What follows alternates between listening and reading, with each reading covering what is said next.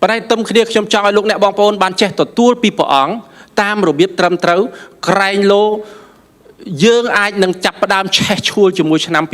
2023ហើយយើងមូលហ្គាមមកកប់ក្នុងរយៈពេល5វិនាទីបាទពេលហ្នឹងម៉ូតូយើងនៅសល់តែកង់មួយឯងកង់មួយទៀតនៅលើអាកាសបាទហើយវគ្គបន្ទាប់ទៀតខ្ញុំអត់ហ៊ាននិយាយទេបាទព្រោះបន្ទាប់ពីហ្នឹងហើយមានវគ្គបន្ទាប់ខ្ញុំចង់អានអត្ថបទកាពីនៅក្នុងព្រះកាពីលូកាជំពូកទី8ចាប់ដើមពីខទី9ដូច្នេះនៅក្នុងកាន់ព្រះគម្ពីរលូកាបានបញ្យល់យើងអំពីប្រស្នាមួយដែលខ្ញុំតែងតែអធិប្បាយជារៀងរាល់ឆ្នាំ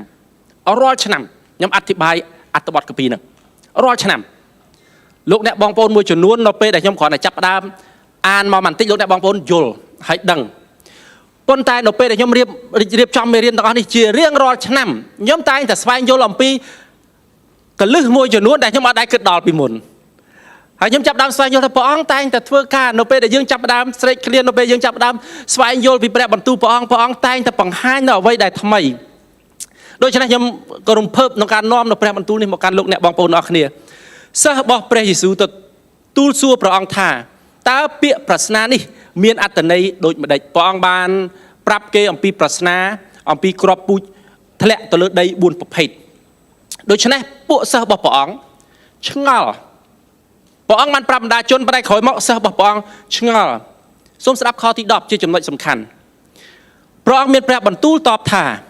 ព្រះជាម្ចាស់បានប្រោះប្រទានឲ្យអ្នករាល់គ្នាយល់គម្រោងការដ៏លាក់កំបាំងនៃព្រះរាជរបស់ព្រះអង្គចំពោះអ្នកដទៃព្រះអង្គប្រើជាពាក្យប្រស្នាវិញដូច្នេះទោះបីគេមើលក៏ពុំឃើញទោះបីគេស្ដាប់ក៏ពុំយល់ដែរខ្ញុំជឿជាក់ថាបំណងព្រះハរតីព្រះអង្គអត់មានអីលាក់ពីពួកគេព្រះអង្គអត់មានអីបិទពីពួកគេប៉ុន្តែអ្វីដែលខុសប្លែករវាងមនុស្សពីរក្រុមនេះគឺមួយក្រុមឆ្ងល់មួយក្រុមអត់ឆ្ងល់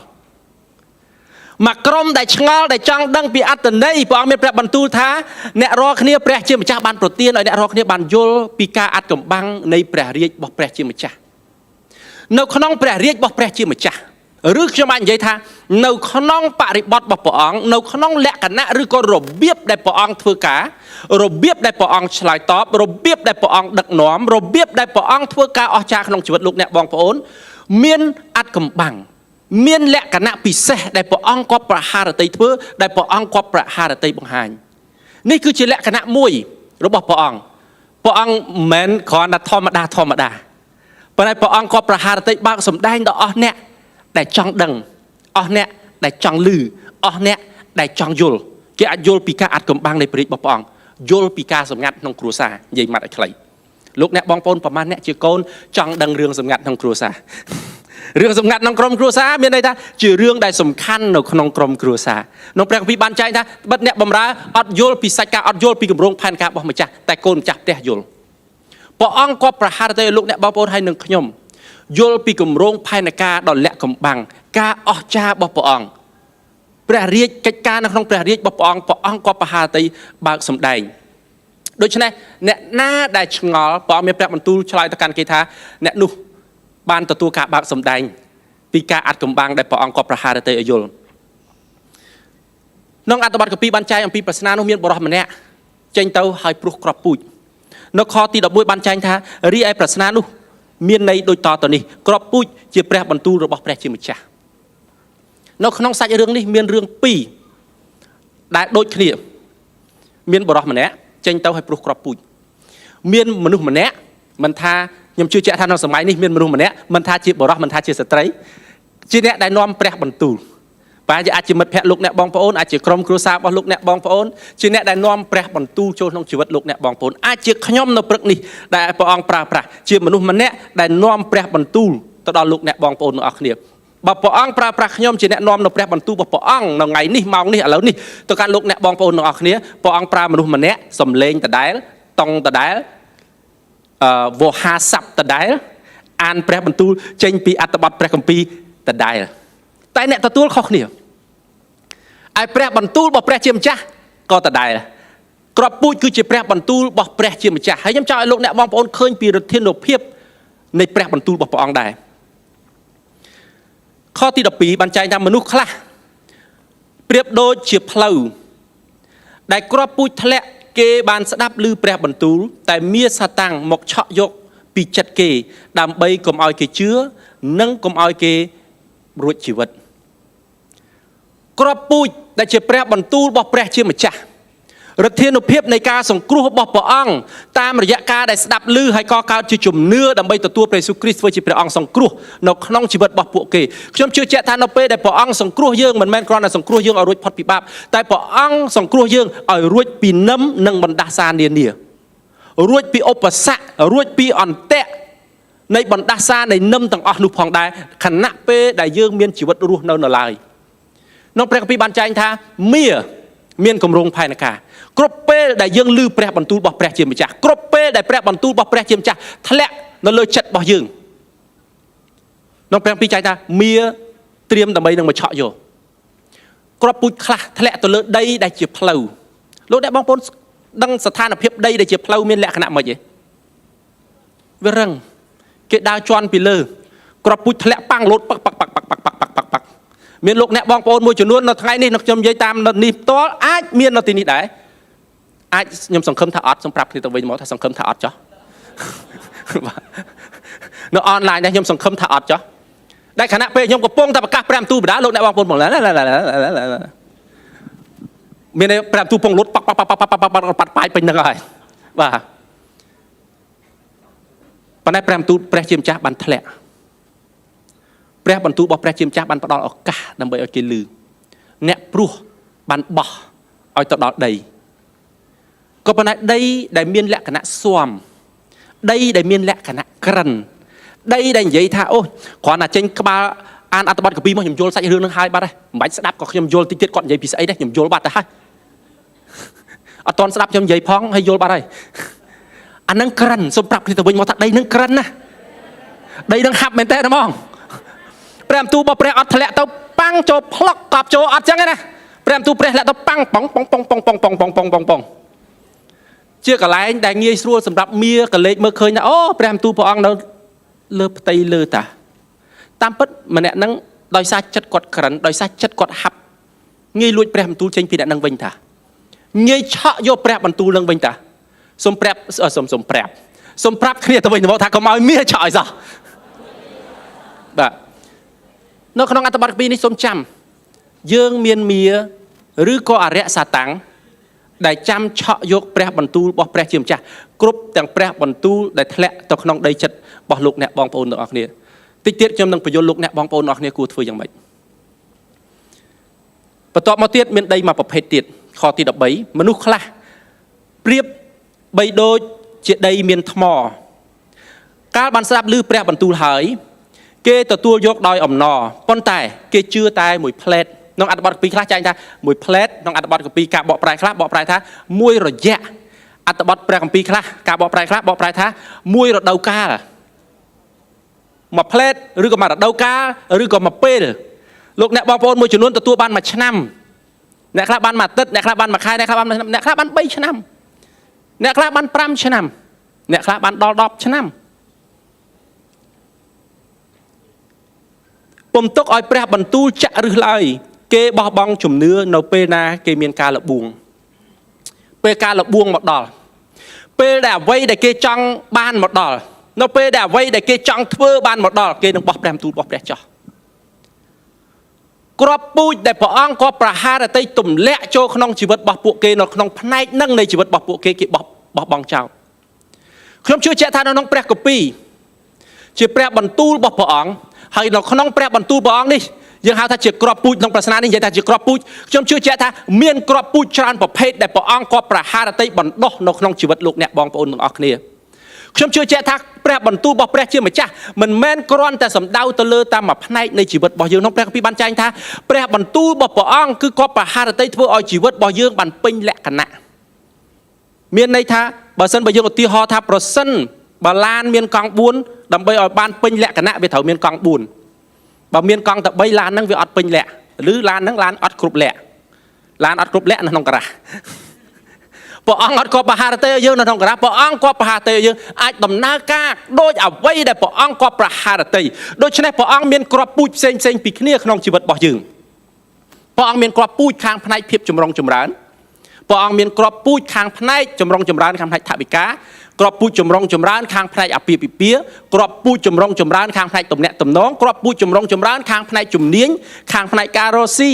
អំណោយទានផ្សេងៗដែលព្រះអង្គគាត់ដាក់ប្រហារតីដាក់មកឲ្យយើងខ្ញុំជឿជាក់ថាក្នុងជីវិតរបស់យើងមានក្របពូជផ្សេងៗដែលព្រះអង្គគាត់ប្រហារតីសាព្រោះចូលក្នុងជីវិតរបស់យើងតែទួនាទីរបស់យើងគឺទទួលយកព្រះបន្ទូលរបស់ព្រះជាម្ចាស់ក៏ប៉ុន្តែផ្ទុយទៅវិញដីដែលមានថ្មឬយើងនិយាយមកតែខ្លីថាក្របពូជដែលធ្លាក់ទៅលើដីថ្មដីគ្រួសវាអត់មានសារជាតិដីនៅកន្លែងនោះវាមានតែគ្រួសដីវាជាគ្រួសក្នុងអត្ថបទ2បានចែងថាគេជឿតែមួយផ្លែតគេចាក់ឫសតែមួយផ្លែតក្រោយមកឈប់ទទួលវិញបាត់នៅក្នុងម៉ាថាយចំពុក13ខ21អត្ថបទកាពីដដែលបានចែងតែចេះប៉ុន្តែគេពុំទុកឲ្យព្រះបន្ទូលចាក់ឫសនៅក្នុងខ្លួនឡើយគេជាប់ចិត្តតែមួយផ្លែតប៉ុណ្ណោះលួសដល់មានទុកលំបាកលួសដល់ទុកលំបាកឬត្រូវគេបៀតបៀនព្រោះតែព្រះបន្ទូលគេក៏បោះបង់ជំនឿចោលភ្លាមគេបោះបង់ចោលជំនឿភ្លាមគេឈប់ជឿពីព្រោះគេអត់បានអនុញ្ញាតឲ្យព្រះបន្ទូលរបស់ព្រះអង្គចាក់បញ្ហាកន្លែងនេះគេមិនអាចមិនមែនមានន័យថាគេមិនអាចបង្កើតផលផ្លែបានទេបញ្ហាកន្លែងនេះគឺមិនមែននៅលើព្រះបន្ទូលពីព្រោះព្រះបន្ទូលបានដោះហើយបញ្ហានៅកន្លែងនេះគឺគេខ្លួនឯងគេផ្ទាល់បុគ្គលដែលទទួលផ្ទាល់ជាប្រភេទដីដែលមិនអនុញ្ញាតឲ្យព្រះបន្ទូលរបស់ព្រះជាម្ចាស់ចាក់ឫសឲ្យស្ងួតនៅក្នុងលូកាដដែលចំពុកទី8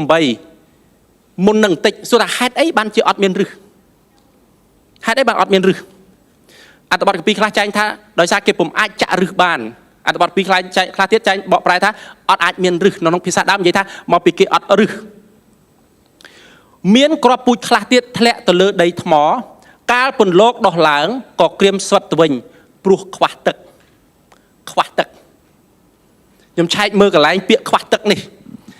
នៅក្នុងភាសាផ្សេងៗហើយនឹងការបកប្រែផ្សេងៗនៅក្នុងភាសាខ្មែរយើងមានការបកប្រែ3 4ព្រះបន្ទូលរបស់ព្រះជាម្ចាស់នៅក្នុងភាសាខ្មែរយើងអរគុណព្រះអង្គមានការបកប្រែមិនមែនតែការបកប្រែឆ្នាំ54ទេមានការបកប្រែព្រះគម្ពីរខ្មែរសកលមានការបកប្រែធ្វើបច្ចុប្បន្នភាពនៅក្នុងឆ្នាំ2005យើងអាចមើលការបកប្រែទាំងអស់នោះការបកប្រែខ្លះនិយាយថាខ្វះសំណើមខ្វះជាតិសើមពលលោកដោះចេញមកហើយតែឫសត្រូវការសំណើមពេលដែលវានៅលើថ្មហើយនៅពេលដែលពលលោកខ្ចីចាប់ផ្ដើមដោះឡើងកម្ដៅថ្ងៃជះពីលើមកក៏ក្ដៅហើយបើនៅខាងក្រោមអត់មានទឹកអត់មានសំណើមអត់មានអីស្រូបពេលដែលអត់អីស្រូបវានឹងចាប់ផ្ដើមស្វិតត្រឡប់ទៅវិញពាក្យឫសនៅក្នុងភាសាដើមអាចបកប្រែបាន2 1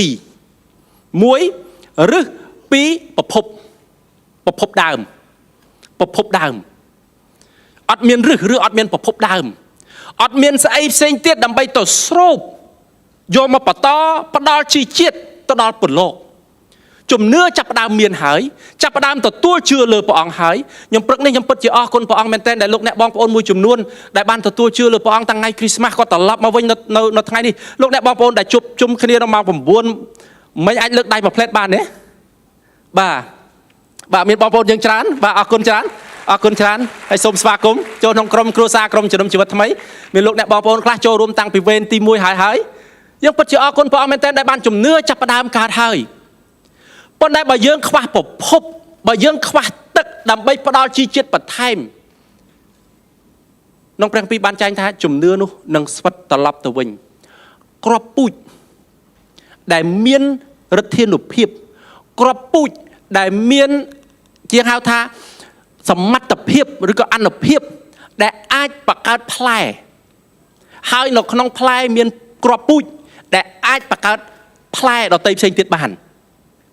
អាចក្រៀមស្វិតទៅវិញបាន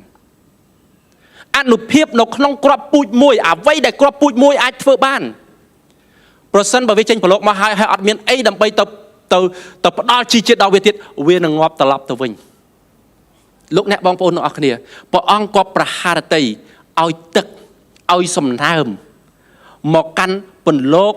នៃសេចក្តីជំនឿលោកអ្នកបងប្អូនមួយចំនួនប្រហែលជានិយាយថាខ្ញុំមានជំនឿលើព្រះអង្គហើយខ្ញុំជឿលើព្រះអង្គ10ឆ្នាំហើយក៏ប៉ុន្តែពន្លកមួយថ្មីក្របពូជមួយថ្មីក្របពូជខាងផ្នែកការចម្រុងចម្រើននៅក្នុងជីវិតអាពាហ៍ពិពាហ៍របស់លោកអ្នកបងប្អូនព្រះអង្គទំឲ្យឬលោកអ្នកបងប្អូនទំសុំព្រះអង្គក្របពូជមួយចំនួនទៀតក្របពូជចម្រុងចម្រើនខាងផ្នែកអធិវិកា ព្រះអង្គទំឲ្យឬគ្រាប់ពូជនោះទំធ្លាក់យើងត្រូវការទឹកដើម្បីផ្ដល់សំណើមទៅដល់គ្រាប់ពូជនោះគ្រាប់ពូជផ្សេងពីគ្នានៅក្នុងជីវិតរបស់យើងសុទ្ធសឹងតែត្រូវការសំណើមជំនឿនៅក្នុងជីវិតរបស់យើងត្រូវការសំណើម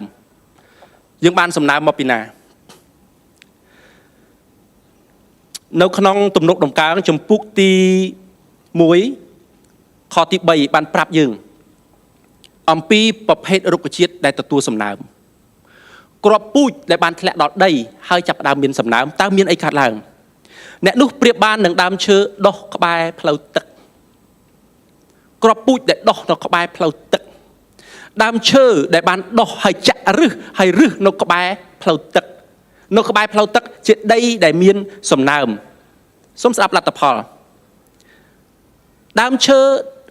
ដុះនៅក្បែរផ្លូវទឹកដែលផ្ដល់ផលផ្លែតាមរដូវកាលហើយមានស្លឹកមិនចេះស្លោកស្រពោនអ្វីដែលគាត់ធ្វើសុទ្ធតែបានចម្រុងចម្រើនទាំងអស់នៅពេលដែលគ្រាប់ពូជឬនៅពេលដែលរុក្ខជាតិចាប់ផ្ដើមនៅក្បែរប្រភពទឹកនៅក្បែរប្រភពសំណើមនៅក្បែរប្រភពដែលអាចទាញឬក៏ស្រូបយកជីវិតអ្វីទាំងអស់ដែលគាត់ធ្វើនឹងបានផលនៅក្នុងជីវិតហើយផលនោះនឹងបញ្ចេញតាមរដូវកាលមិនមែនបញ្ចេញរាល់ថ្ងៃទេរាល់ថ្ងៃអានឹងរោងចក្រព្រះអង្គគាត់បហារតីឲ្យមានផលផ្លែកើតនៅក្នុងរដូវកាលផ្សេងនៅក្នុងរដូវកាលនេះព្រះអង្គប្រហែលជាគាត់បហារតីឲ្យលោកអ្នកបងប្អូនបង្កើតផលផ្លែនេះគុំផ្ដោតទៅលើការបង្កើតផលផ្លែផ្សេងគុំបង្កើតផលផ្លែគុំព្យាយាមបញ្ចេញផលផ្លែដោយខ្លួនឯងទាំងអស់ក្នុងពេលតែមួយអនុញ្ញាតឲ្យព្រះអង្គដឹកនាំយើងតាមរយៈគ្រាប់ពូជផ្សេងដែលធ្លាក់នៅក្នុងចិត្តរបស់យើងនៅក្នុងឆ្នាំ2023នេះខ្ញុំជឿជាក់ថាព្រះអង្គក៏ប្រហារតីដាក់គ្រាប់ពូជផ្សេងពីគ្នាចូលក្នុងជីវិតលោកអ្នកបងប្អូនអនុញ្ញាតឲ្យព្រះអង្គបង្កើតផលផ្លែតាមរដូវកាលតាមប្រភេទនៅអ្វីដែលព្រះអង្គក៏ប្រតិធ្វើនៅក្នុងជីវិតលោកអ្នកបងប្អូនតែលោកអ្នកបងប្អូនមួយចំនួននិយាយថាប៉ិនលោកគ្រូខ្ញុំឃើញគេទៅដល់នេះហើយខ្ញុំមិនទាន់បានទៅដល់នោះផងគ្រូខ្ញុំឃើញនេះទៅដល់នេះខ្ញុំមិនទាន់ទៅដល់នោះគ្រូខ្ញុំឃើញនេះ idol របស់ខ្ញុំ idol ខ្ញុំទៅដល់នេះហើយខ្ញុំចង់ទៅដល់នឹងដែរអូគ្រូអានោះ idol ខ្ញុំមួយទៀតគ្រូនោះ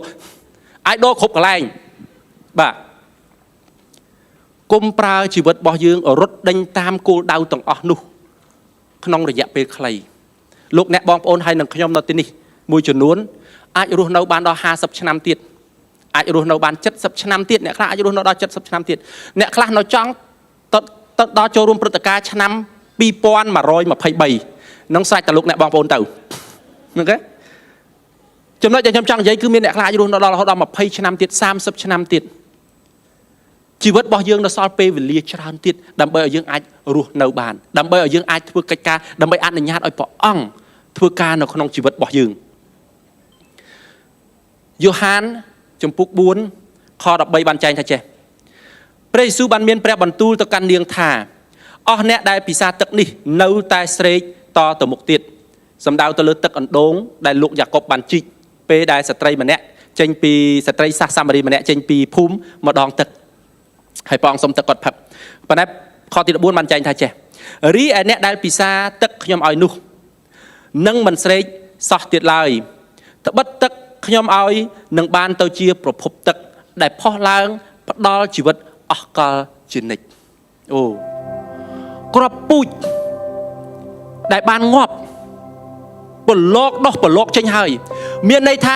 ឫទ្ធានុភាពរបស់ព្រះជាម្ចាស់ចង់បោះទៅកន្លែងណាក៏ដោះដែរ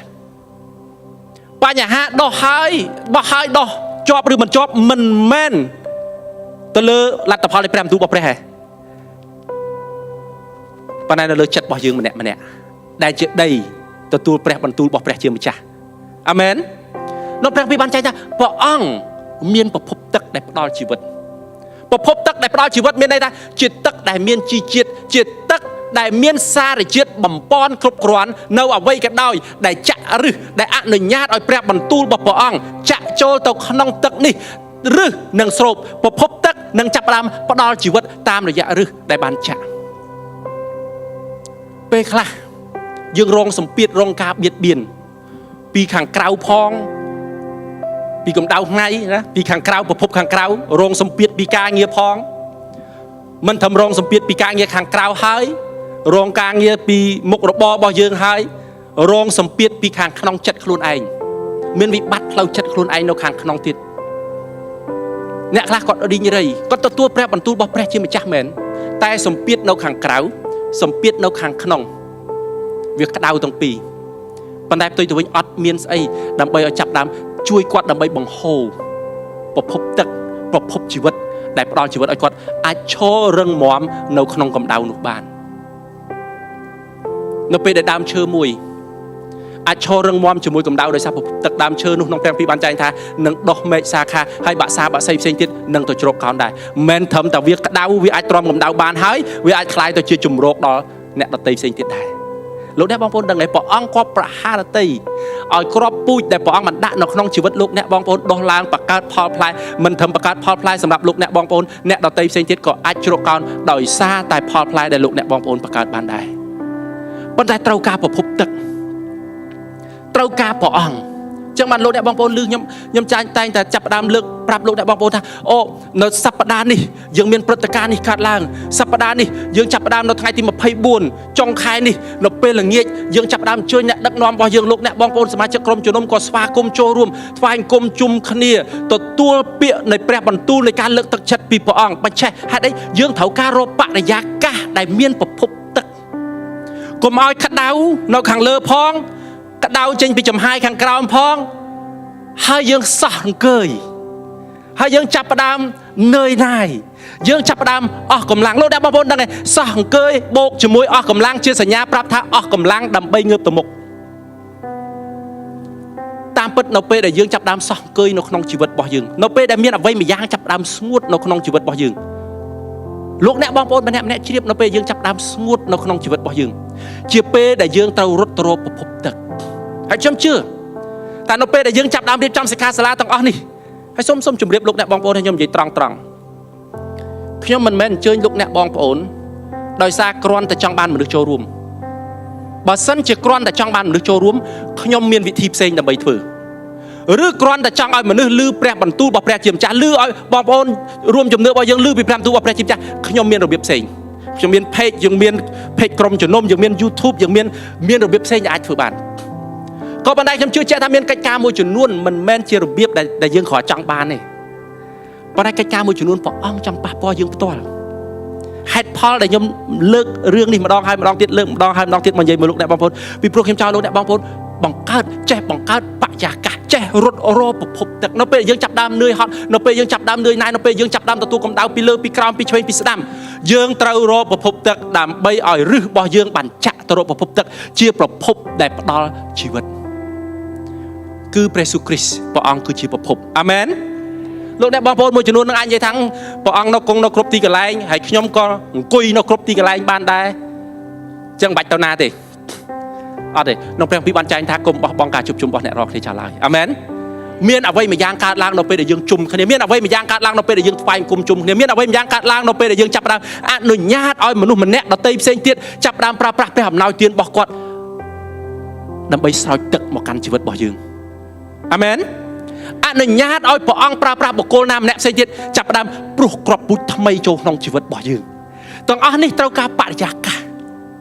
បើយើងអត់មានបរិយាកាសរស់នៅជាក្រុម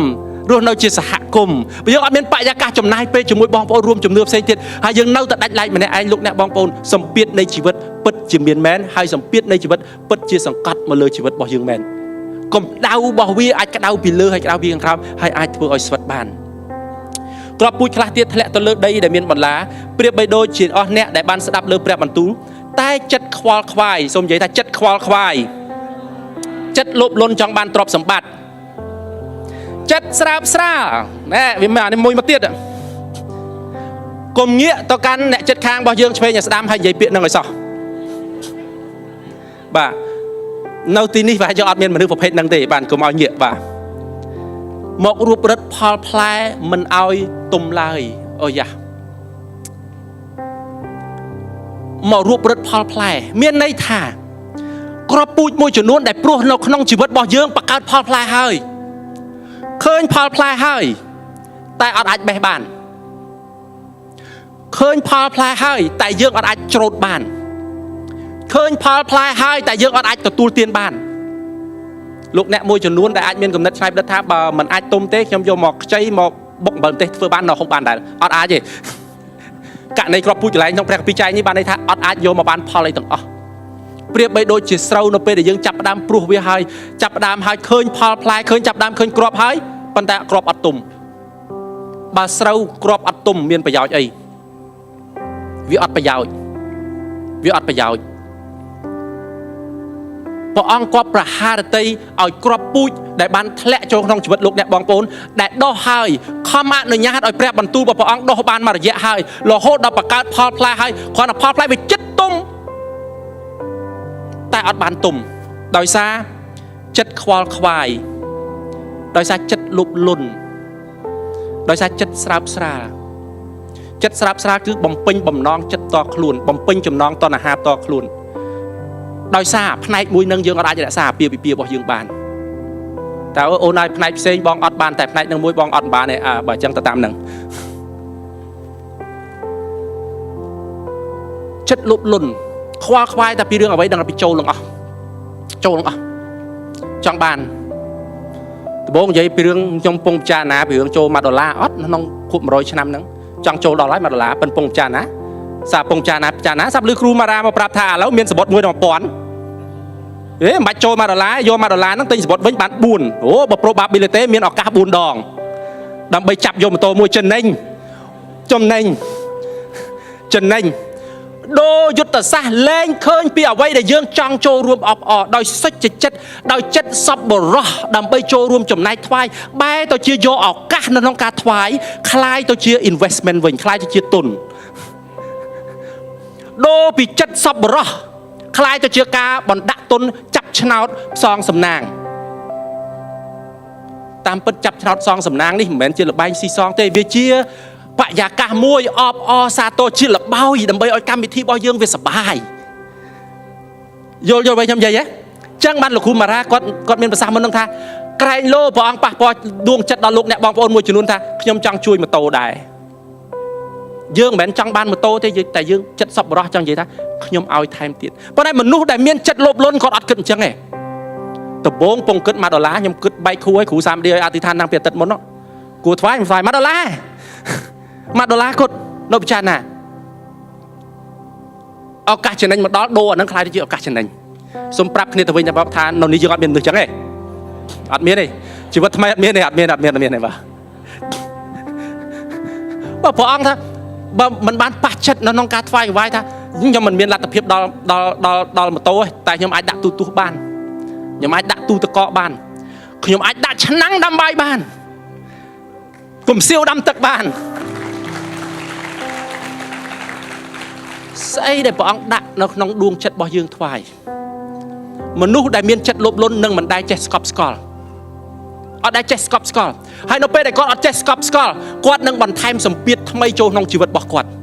រកបានប៉ុណ្ណេះគាត់នឹងមិនស្កប់ស្កល់ប៉ុណ្ណឹងគាត់នឹងបន្ថែមអានេះហើយគាត់នឹងថែមសម្ពាធមួយទៀតហើយបន្ទាប់មកពជាព្រះអង្គឲ្យប្រទានពរដល់គាត់ខ្ញុំសួរមួយអ្នកណាជាព្រះរបស់អ្នកណាព្រះអង្គជាព្រះរបស់យើងអត់អាចជាព្រះអង្គបានទេព្រះអង្គជាអ្នកដែលជាយើងជាអ្នកដែលមានទូនាទីធ្វើតាមព្រះអង្គអាមែនអ្នកដែលមានចិត្តលោភលន់អ្នកដែលគិតតែពីប្រយោជន៍តខ្លួននឹងមិនហ៊ានថ្វាយស្អីក៏ដោយចូលក្នុងព្រះរាជរបស់ព្រះជាម្ចាស់ថាឡើយដង្វាយមួយភាគ10តែ$មិនចេញផងប៉ុន្តែផ្ទុយទៅវិញបើចំណាយដើម្បីកំសាន្តភាពស្រាប់ស្រាលខ្លួនឯងវិញ$1000ក៏ហ៊ានដែរ$80ក៏មានដែរលោកអ្នកបងប្អូនយល់វិញខ្ញុំចង់និយាយហ៎យល់ទេណាបាទនំហើយនឹងកាហ្វេ$80ក៏ហ៊ានដែរតែបើសម្រាប់ព្រះរាជរបស់ព្រះជាម្ចាស់វិញ$1អង្គុយអធិដ្ឋានទៀតគាត់បហាតីព្រះអង្គអត់ចូលរួមនឹងមើលគេឲ្យអីគេខ្លះអូគេឲ្យកងដៃមួយអាកងដៃតម្លៃម៉ានអត់ទូទាត់ណាសបុតមួយ$1000សោះហ្នឹងណាអាកងដៃគេតម្លៃម៉ានគិតឲ្យបែកខ្ទិះព្រះអង្គមានប្រាប់ទូថាកូនឪចង់ឲ្យកូនលើសហ្នឹងបើគាត់ចំណាយពេលប៉ាវពួកម៉ាក់គាត់ហូបចុកវិញមកតុកមកពេលអាចចាយរហូតដល់$1000មានអ្នកខ្លះចាយអស់$1000មានអ្នកខ្លះចាយអស់លើស$1000មកពេលតែបើសិនជាអ្វីដែលព្រះអង្គដាក់សម្រាប់ព្រះរាជរបស់ព្រះជាម្ចាស់អត់សូមមើលមួយទៀតរីឯគ្រាប់ពូជដែលធ្លាក់ទៅលើដីដែលមានជីជាតិល្អប្រៀបបីដូចជាអស់អ្នកដែលស្ដាប់ព្រះបន្ទូលហើយចងចាំទុកយ៉ាងស្មោះអស់ពីចិត្ត nó bây để cái lư crop put để thay lại nó nông chật bọc buộc cái nó bây để cái gì đó bỏ ong nhom cho bỏ ong thôi cái cha nông chỉ vật bọc nhom bỏ ong phai ní chụp phai nó nông krom cua sa nhom trâu ca ở cha pi bỏ ong nhom trâu ca chùm nưa nó nông phai ní bỏ ong bây nhom lư prem tu son giá bỏ ong lại ní hay nhom chọn bàn cái rẽ xa prem bẩn tu bỏ ong đi tục nó nông chật dạng smart miền này tha miền còn là vô máu hay bỏ ong còn thôi ca ở cha ca lang hay dương còn tu phò ở đấy đòi chạy tận na dương chắp prẹ bẩn tu son giá bọc prẹ chiêm chặt đòi chạy tận na dương trong ban prẹ bẩn tu bọc bong rẽ xa tục nó nông chật bao dương đòi chạy tận na đòi xa dương rẽ xa prẹ bẩn tu bọc bong tục nó nông đuông chật bao dương dạng smart off bị chật nó pe để dương cọp bongแต่chưa lơ prẹ tu bong sắp ta sầm lên mía sa tăng trong mà họ vô hay chọ vô prẹ tu luôn dương nằng toát về tranh tàu bình dương nằng dây tao căn mía sa tăng tha tranh ở ngay pi chỉ vật bao dương nông prẹ niêm prẹ chiêm chặt cứ prẹ niêm prom chặt prẹ Giêsu Christ dương nằng tốc prẹ bẩn tu ní ở chạ rư nó không chỉ vật bỏ dương pe để dương chặt đam sọt soi pe để dương chặt đam hot pe dương chặt đam ở cầm lang dương tha sự lư thaสิกขาสาระอธิษฐานมาดอไหลลឺថារៀបត្រីនៃការថ្វាយបង្គំមកដល់ហើយខ្ញុំនឹងទៅថ្វាយបង្គំខ្ញុំនឹងអនុញ្ញាតឲ្យព្រះអង្គចាប់ដើមបន្សើមឬខ្ញុំសារជាថ្មីខ្ញុំនឹងអនុញ្ញាតឲ្យព្រះបន្ទូលរបស់ព្រះអង្គចាប់ដើមបំពេញឲ្យផ្ដល់ជីជាតិចូលក្នុងជីវិតរបស់ខ្ញុំសារជាថ្មីពីព្រោះយើងរក្សាព្រះបន្ទូលរបស់ព្រះអង្គយ៉ាងស្មោះអស់ពីចិត្តអាមែនស្ដាប់រហូតដល់បានបង្កើតផលផ្លែជាច្រើនដោយចិត្តស៊ូទ្រាំនៅក្នុងម៉ាថាយចំពុក13ខទី8បានចែងថាគេបង្កើតផលផ្លែមួយជា30មួយជា60មួយជា100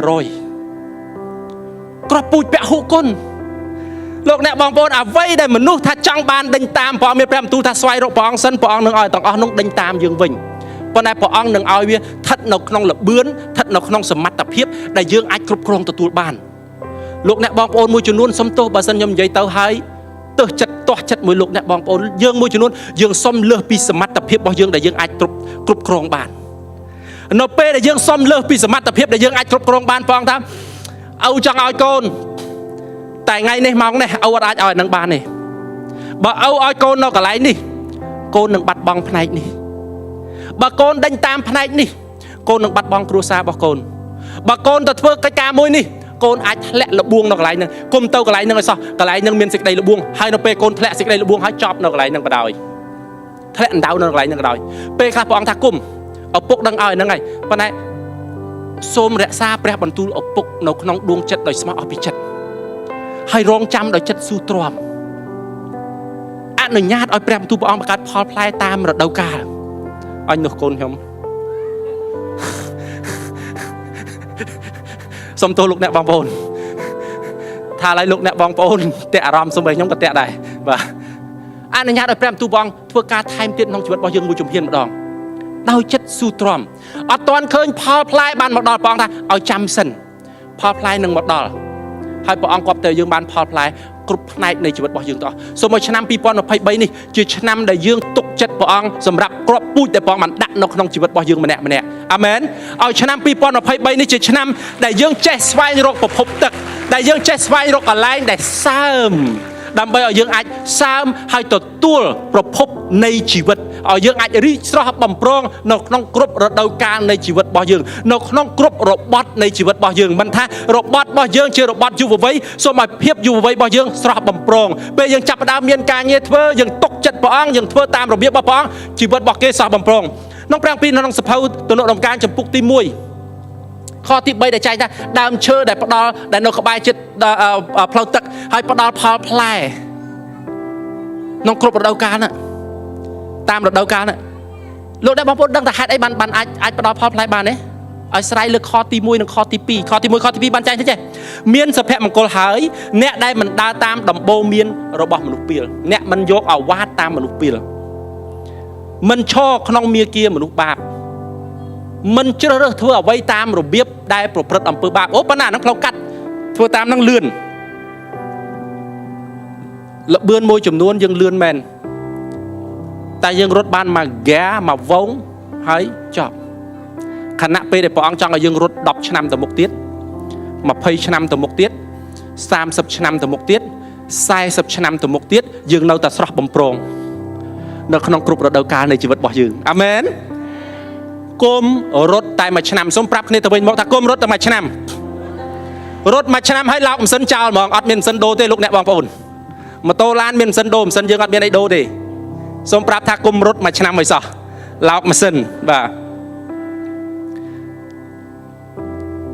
ตัววิ่งสมสดับเกโจจัดหนึ่งกระดวินัยระบบแปรเชียมจ้าพร้อมแตงสินเชิงกึศอัมพีกระดวินัยระบบพระองค์แตงยุบแตงไทยเกสลันครอบปูดบอกแปรเชียมจ้ากระดวินัยเชื่อแปรบรรทุเชื่อครอบปูดเชื่อมนุษย์ได้สลันครอบปูดบอกแปรเชียมจ้าเชื่อมนุษย์ได้สลันแปรบรรทุสัญญาบอกพระองค์เชื่อมนุษย์ได้อ่านแปรกปีให้เคยแปรบรรทุสัญญาบอกพระองค์ถ้าพระองค์โกนจังบ้านหนึ่งแปรบรรทุพระองค์สัญญาโกนหนึ่งทั่วตามแปรบรรทุพระองค์ผู้คนจังเคยหลัดตะพอหนึ่งเนี่ยนุเปรียบบ้านหนึ่งดามเชื่อได้ดอกใบเพลาตึกได้ปลอดพอตามรถดาวกาให้เบียนสลักมันเจสลอกสปูนเอาไว้ได้กอดเพื่อสดแต่บ้านจมร้องจมร้านเตียงอ๋อส้มลูกเนี่ยบองโอนมันครอกโชลางให้ยมส้มมาลูกเนี่ยบองโอนพิจารณาหมวยคณิตติ